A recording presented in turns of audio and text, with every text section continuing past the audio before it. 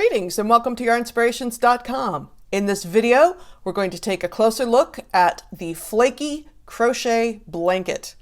This is a really cute blanket made in crochet colorwork in the tapestry style. It's made in double crochet, so it's very simple to stitch as soon as you figure out how to change colors, which I'm going to show you how to do, and how to read the chart, which is a little unusual in that each block means 2 stitches, not 1. You make the 30 motifs that you need and then join them all together, and you get this wonderful thick cozy blanket that will keep you warm all winter long. We're using Bernat Super Value in dark gray and Bernat Pop in planetary. One of the fun things about Bernat Pop is because it has so many colors in it, then the center sections of your motifs can change colors without you having to go crazy and select which color you need at which place. You just let the yarn do its thing. We're also going to need a size H8 5mm crochet hook, or size needed to obtain gauge. And we're going to work on this little colorwork motif and take a look both at how to read the chart and how to make the stitching look nice. So let's get going. Now the first thing I want to take a look at is the chart. And the first thing I want you to notice is that each square in the chart is equal to 2 double crochet. So that is width-wise, but height-wise, it's still 1 row. So each square is 1 row and 2 doubles. As is often the case with charts, we're going to read the right side rows from right to left and the wrong side rows from left to right. Now, one thing we're going to do that's the least little bit different is, because we're going to switch colors so many times, we're going to carry the color not in use, across the top of the previous row and work stitches around it. Changing colors by drawing new color through the last 2 loops on hook and proceed with new color, and we'll talk about that when we get there. But it's sort of like tapestry crochet, in which you are constantly working over the other color. Now, you might think that you would only want to carry the color where you need it, but our fabulous design department has recommended that you carry the yarn that you're not using always, and that way each motif will be uniform in thickness throughout. So the first thing I have done is chained 36. That turning chain is going to count, so I'm going to go ahead and double crochet in the 4th chain from hook and in each chain to end, but I'm going to work over my second color. I'm not going to tie a knot or anything fancy like that, and I don't have to look at the chart because I know it's all the same color. And this is one of those situations, and I know I talk about this all the time, but I really prefer on items like this, particularly if you work in the back or the bump of the chain instead of working in the front or the V of the chain, as so many of us have been taught. Now I know this is a little difficult to see because it is a dark yarn. But instead of going through, also looking for the 4th chain from hook, 1, 2, 3, 4, instead of going through the front or the V, as so many of us were taught, I'm going to go through the back bump. So 4th chain from hook is 1, 2, 3, 4. I'm doing doubles, so I'm going to yarn over and go in that chain, but at the same time I'm going to work over the B color, the second color. Contrast A is what we're calling it, so that all of the rows are the same thickness. So I'm not using contrast color A, I'm not using the Bernat Pop, but I'm working over it just to keep things uniform. So again, I'm not working in the front or the V of the stitch, I'm working in the back bump. Now, particularly if you're doing Tunisian crochet or broomstick crochet, that working in the back bump is incredibly important. But I do it for all of my crochet projects because I believe it gives you a neater edging, and since at the end of this motif you're going to put a single crochet border all the way around it, it gives you a really nice edge in which to work. It is slightly more elastic if you work through the back of the bump instead of the front. And it's just neater.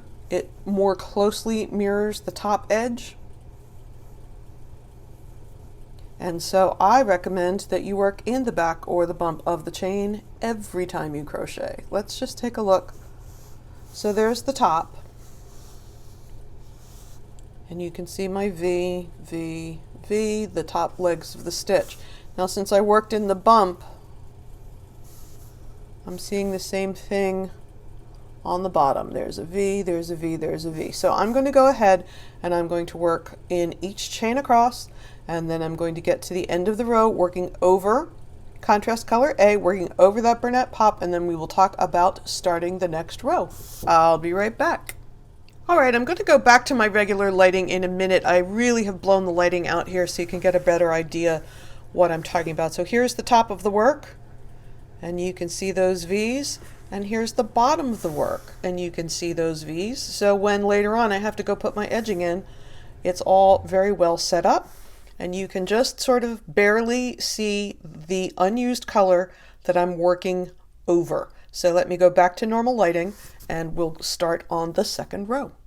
Another thing you might note is that the color that I'm working over, I don't want to pull it too tight because the work will scrunch all up and be ruffly, and I don't want to make it too loose so that little loops and things are hanging out. I want to make sure it's just laying nice and flat along the work. So I have my 34 double crochets, and I'm going to chain 3 to turn, and now I'm going to look at row 2. So I'm on the left hand side of the chart working in the right hand direction, and I'm going to count squares. 1, 2, 3, 4, 5, which means 10 stitches, because remember each block is 10 stitches. Each block is 2 stitches, and this first double crochet counts as a double crochet. So I'm bringing the unused yarn up, and I'm laying it on top of the work, and so this is technically 2 of my 10.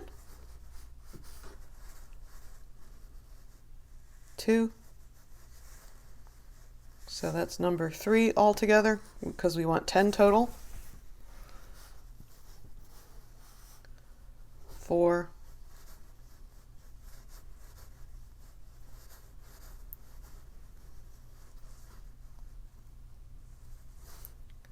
5. 6. Oops, sorry about that.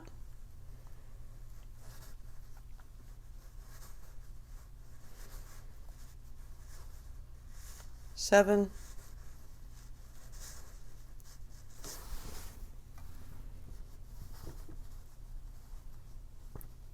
8.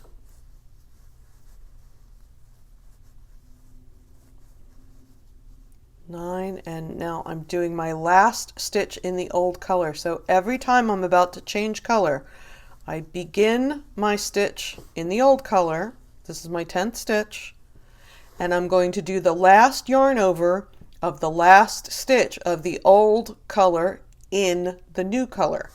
So I'm going to drop the color I'm working with, I'm going to pick up the new color, and I'm going to do my last yarn over in the new color. And that keeps all the stitches neat on the top. So now I see that I have 1 block in the light color, so that's 2 double crochet, and now I'm going to work over the gray because that's my unused color. So there's 1, 2. Now my second stitch is my last stitch in the color I'm working in. So once again here, when I come to the last yarn over, I'm going to drop contrast color A and pick up the main color, and now I'm going to work over contrast color A. So I have 1, 2, 3, 4, 5 of the dark boxes. So I'm going to do 1, 2, 3, 4, 5, 6, 7, 8, 9, 10 stitches once again, and I'm going to work over contrast color A.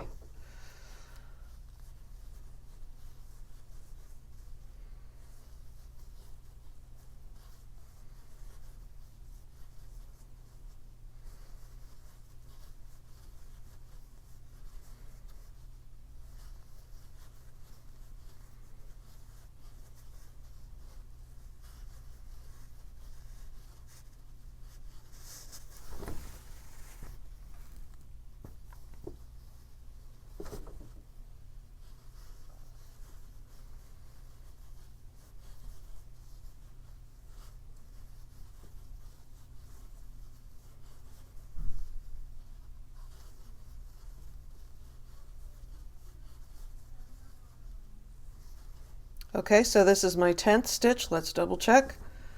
We have 1, 2, 3, 4, 5, 6, 7, 8, 9, 10.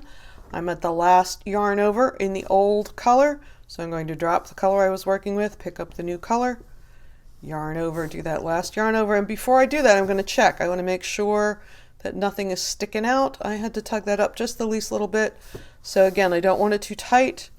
I don't want any big giant floats either. So now once again, I have one block of the light, which is 2 stitches, and I'm going to work over the dark color because I don't need it right now. 1, second stitch is my last stitch in this color. So on the last yarn over, I'm going to drop the contrast color and pick up the darker color. And following my chart, I'm going to use that all the way to the end. But I'm going to work over that pop, that contrast color A, all the way to the end to make sure that the work has a consistent thickness throughout. And then I'm going to bring that yarn up to the next row and work over it just like I did when I began this row. Now, so we have these little floats at the beginning where the yarn comes up from here to here.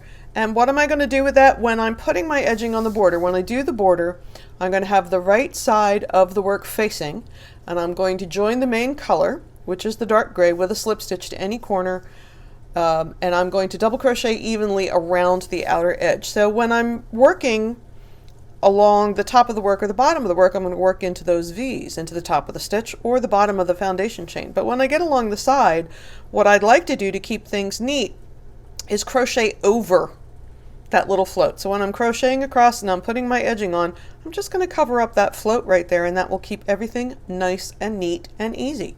So all you need to do to make this piece is to keep following the chart.